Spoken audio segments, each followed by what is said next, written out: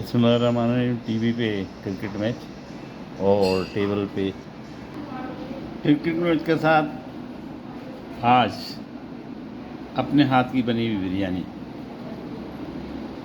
یہ مٹن کی بریانی ہے اور اس کے لیے میں خاص گوشت لاتا ہوں، چربی والا، اس سے بہت ٹیسٹ آتا ہے اور میں اپنے ہاتھ سے بناتا ہوں۔ اس کا سارا مسالہ میرا ہاتھ کا بنا ہوا ہے، بازاری مسالہ نہیں ڈالا ہوا ہے الحمدللہ، اور اس کا ٹیسٹ بہت زبردست ہوتا ہے، ڈفرینٹ ہوتا ہے۔ اور اس کے اوپر ہم لال کی ہوئی پیاز ٹپکا دیں گے، بھور بھور کر دیں گے۔ جتنی پیاز آپ ڈالیے گا جتنا یہ لال کی ہوئی پیاز اتنی مزہ دیتا ہے۔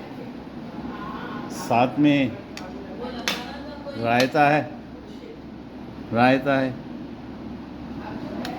اور رائتے میں ترکی مسالہ زبردست۔ تو میں نے دوستوں نے فرمائش کی تھی کہ اس کی ریسیپی چاہیے، انشاءاللہ میں ریسیپی جلد لکھ دوں گا۔